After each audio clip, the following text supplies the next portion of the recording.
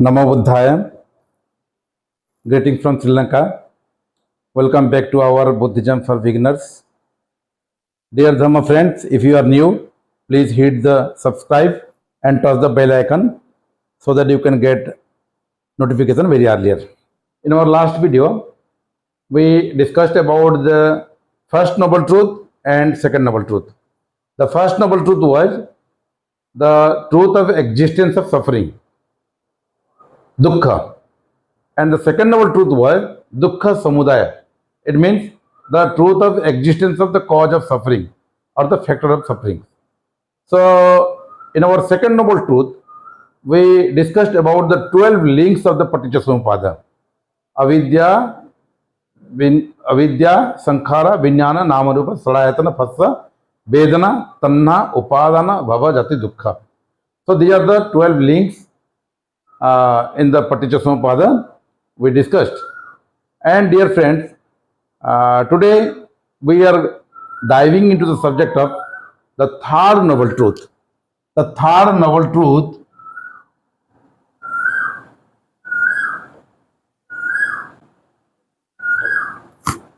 that is the end of the Dukkha.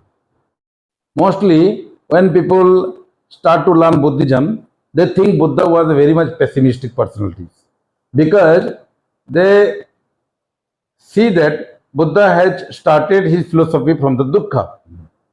According to Four Noble Truths, Buddha is respected with four personalities. The first Noble Truth says that Buddha was a very much realistic personality. Realistic personalities because he says that there is Dukkha, there is suffering, that is the noble truth. And according to the second noble truth, that the cause of Dukkha or the factor of the suffering is there. So according to this, Buddha is regarded as the rationalist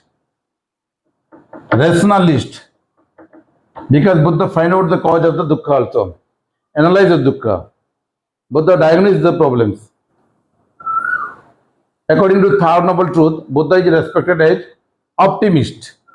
Buddha has given the optimism. Buddha has given a ray of the hopes that there is the end of the suffering.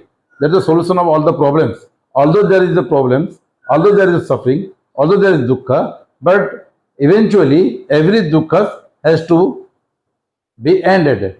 Every dukkha has to be solved. Every problem has to be solved.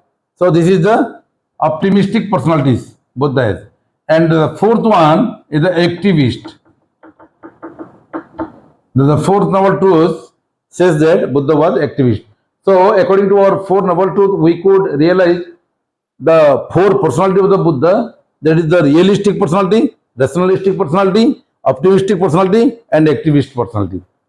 So dear friends, today we are diving into the subject that is the third noble truth. That is the end of the dukkha, at the end of the sufferings. Where is the end of the suffering? According to the Buddhist terminology, there is a term that is called Nibbana. Nibbana. There is a gatha according to Buddhist canon. Arogya paramalava, santosa paramadhana, visvasa paramagyati, nibbana paramasukha. So, in our last video, we talked about dukkha. So, opposite of the dukkha is the sukha. Ultimate happiness of the life. That is called the nibbana. Enlightenment. So, Nibbana, the world has been formed by two words, that is the Ni plus Vana. Dear friends, here the Vana refers to the fire. Vana refers to the fire. There are three fires are explained in the Buddhist canon. So three fires, Agni, fire means. So what are those three fires? That the Lobha, Dosa and Moha. These are the three fires. The Lobha fires, Lobha is a fire, Dosa is a fire, and Moha is a fire. So what is the Lobha? Lobha is the lustful greed. Lustful greed is called Lobha. It is just like a fire. What is the function of the fire? Fire always destroys the things. Fire never sees. Fire never discriminate between it is the royal family, it is the common family, it is the wise man, it is the unwise. According to fire, there is nothing. Everything has to be burned according to fire. Means fire burns everything. So that is why lova. Lova is termed as the fire because lova burn and dosa is the hatred and aversion. Aversion and hatred. Due to hatred, we develop anger. We are anger to others. We always misbehave with others. Jealousy, anger, and all these things are coming under the dosa. And this is also fire. This also works like a fire. And moha is the ignorance, delusion, illusion, everything. They are coming under the moha. And due to moha, we develop this lova and dosa. So moha. So these three are fire, and that is called Vana. There is a Vana. So Nir plus Vana. Nir refers to the negative sense, the opposite sense. Means Nir means no. When the fires are extinguished, it means the fires were blown off, and that state of mind is called Nibbana. The term Nibbana has many synonyms also, like moksha, vimukti. These are the words are used for Nibbana. So, dear friends, so Nibbana Paramasukha. So, here another meaning of Nibbana, Nir plus Vana.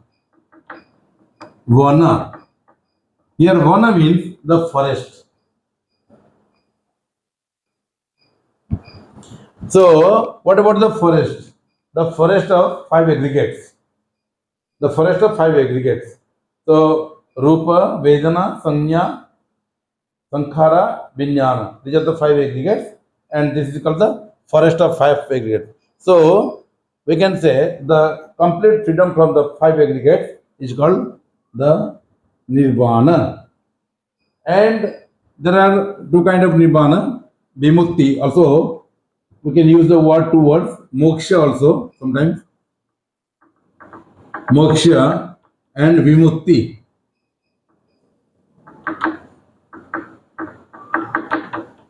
Vimukti is also used for Nibbana. Moksha is also used for Nibbana.